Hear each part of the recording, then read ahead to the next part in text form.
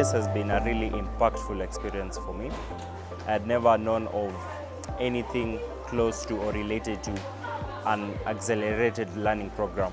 The program has changed me as well. I had to be patient, I had to be more empathetic towards the children's needs, knowing Aisha's needs, knowing Wayne's needs, not a group teaching mentality. So I had to know the kids at their personal level, that is, meeting them at their point of need. This program works. It gives a learner more attention. It individualizes the educational experience. One of my students started at the word level, and from the word level, within a period of the first assessment, she was able to go to the story level.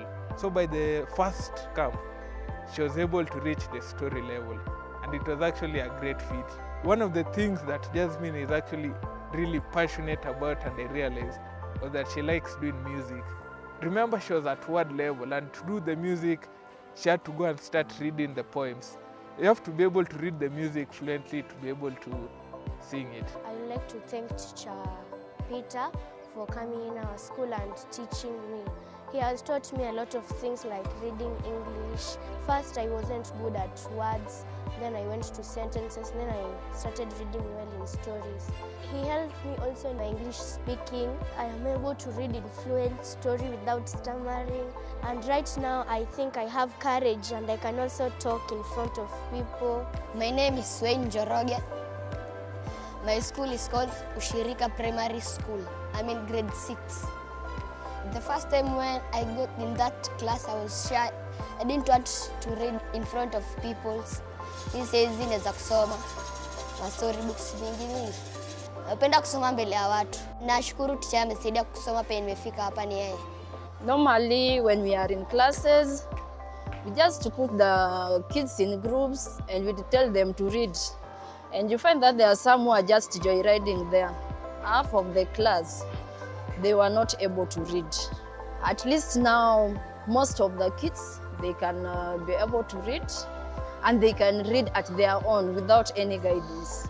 We realized we have students that don't know how to read, but through that training, we realized that we can at least assist these students come to the level of others. We also realized that knowing how to read enables these children have confidence in learning. It also boosts their esteem.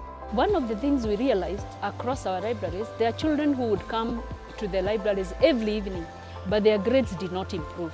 And we realized close to 50% of those children could not read and understand a simple text. And by the end of the 30 hours, the children now were more positive, they had more self-confidence. We saw children volunteering to read in class, and we were really pleased with the results of the work. The first thing we're trying to do is to measure the impact of the work already done. And for that, we have done several evaluations before and after our interventions. So if we prove that university students with no special skills, with a bit of training, can really help to address this problem, then I hope in the years to come, we will get many of our university students to actually get involved with such a project, to see if we can make a significant contribution to the levels of literacy in primary schools in Kenya. The partnership between these different organizations saw it that the students use their service-based learning hours to volunteer within the schools that Challenge Aid Africa already works in. We had a training to make sure that the Strathmore University students were equipped with the accelerated learning approach pedagogy. Then we had a training where we had both Strathmore University students together with volunteer teachers. For the two cohorts, we trained 25 students from Strathmore University and 22 volunteer teachers. We had a lot of excitement within the schools. The Strathmore University students also were able to perform other tasks. Beyond the extra activities that they did, the students that were part of this were able to actually acquire basic literacy skills, moving from one level to another. about over 65% of the children being able to move from the level at which they were to the next level. We hope that we can partner with more universities whereby if students need to volunteer their time or whether it is teaching practice sessions, that we can induct them on the accelerated learning approach and they're able to go and facilitate learning.